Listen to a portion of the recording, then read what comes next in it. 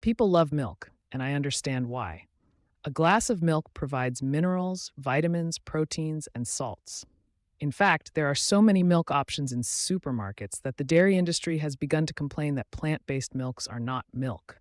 And they are right. But now, raw milk is considered one of the most healing foods on the planet, even though health authorities declare it illegal. I think you will immediately notice how valuable this food is for humans. Raw milk is trendy. It is said to be natural, healthy, and much easier to digest. But what is raw milk? It is milk that has not been pasteurized, plain and simple.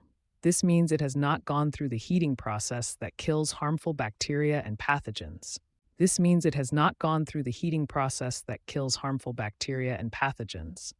It is milk that comes directly from the cow's udder, unprocessed and, of course, unfiltered. Advocates of raw milk say it is more natural and therefore more nutritious than pasteurized milk. But is it really better for you? To uncover the truth behind raw milk, we must analyze how humans began to consume it. Over 8,000 years ago, milk has been part of the human diet.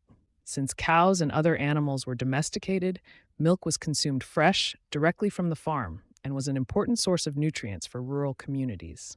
As cities grew, sanitary conditions changed.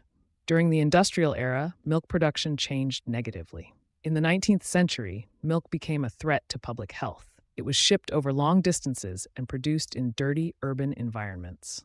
This led to outbreaks of deadly diseases such as bovine tuberculosis, typhoid fever, and diphtheria, as well as others like foot and mouth disease and brucellosis. These diseases were often fatal, especially for children and infants. To mitigate the outbreaks, attempts were made to preserve milk by adding formaldehyde, the same chemical used for embalming the dead. To mitigate the outbreaks, attempts were made to preserve milk by adding formaldehyde, the same chemical used for embalming the dead.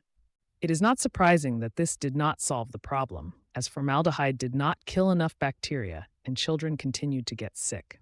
Moreover, formaldehyde is toxic. Fortunately, a miracle solution arrived: pasteurization. This process, invented in 1864 by Louis Pasteur, originally to disinfect wine, was applied to milk.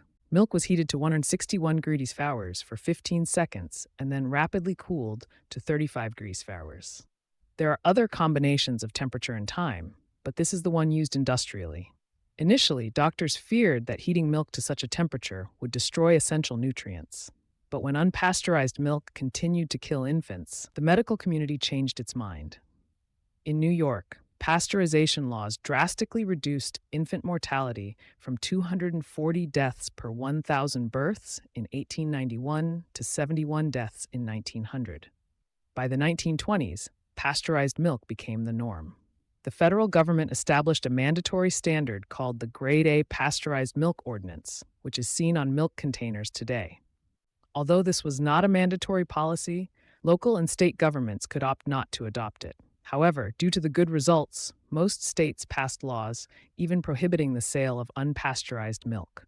The first and only federal pasteurization law was passed in 1987, banning interstate sales of unpasteurized milk. It is important to note that these laws apply to milk sold, not to milk consumed. It has always been legal to consume raw milk, but the lack of access relegated it to the background during the 20th century. Now, it has regained importance thanks to the organic and natural food movements. In 2019, according to the FDA, 4% of Americans reported consuming raw milk in the past year, and that number is likely higher today.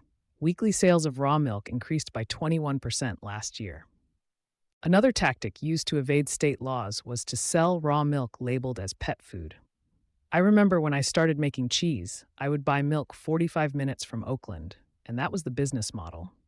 People would come with their bottles and fill them from a tank labeled pet milk. But why so many complications? Advocates believe that raw milk is healthier. They claim it has more probiotics, enzymes, and nutrients than pasteurized milk. Some say it cures lactose intolerance, asthma, and osteoporosis, and blame pasteurized milk for modern problems like obesity. These claims are spread online, and I have done a lot of research for this video, which I now reflect in my courses, tutorials, and workshops, summarized on my website, drquesero.com. Cultivos.com.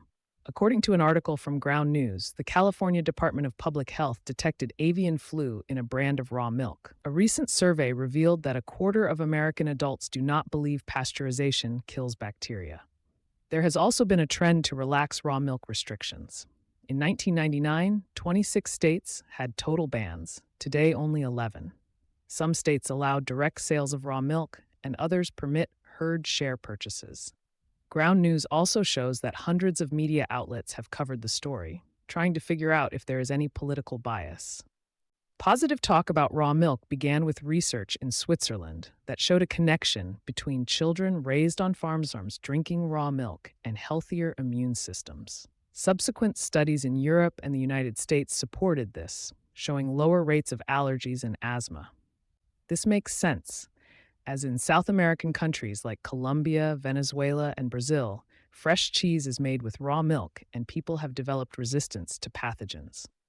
It is speculated that their immune systems develop differently, with more regulatory T cells. Raw milk also contains bioactive molecules that influence immune development. Farm children develop gut microbiomes that produce butyrate, which is linked to a lower risk of asthma. These benefits were observed with early exposure, so the protective effect decreases at later stages of life. However, there are key points to consider. It is unclear how much raw milk contributes to allergy protection compared to farm life. Most studies are on small European family farms, and there are real dangers in consuming raw milk.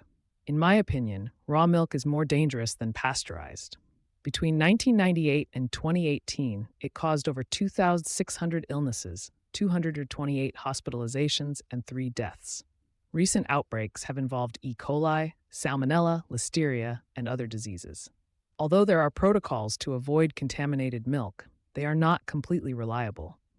Even a small amount of dirt can cause cross-contamination, and bacterial testing is not safe. Raw Farm, a popular supplier, has had outbreaks linked to its products. Pasteurization was created to avoid these problems, and it does not destroy all good microbes or significantly reduce the nutritional value of milk. The modern raw milk movement is linked to distrust in experts and regulatory agencies like the FDA. Advocates see raw milk as a symbol of freedom and natural living. Drinking raw milk to make a statement seems reckless. In West Virginia in 2016, politicians who celebrated with raw milk became ill. Overall, the risk of raw milk is not worth it. Trading the risk of foodborne illnesses for unproven benefits does not seem sensible. Pasteurization is a triumph of public health. We need more research on the benefits of raw milk and other ways to disinfect milk while maintaining its bioactive compounds. Let's not forget the lessons of history and make health decisions based on science, not emotions. Don't take unnecessary risks with milk. If you're going to make fresh cheese and if they are aged, apply the 60-day rule. See you in the next video.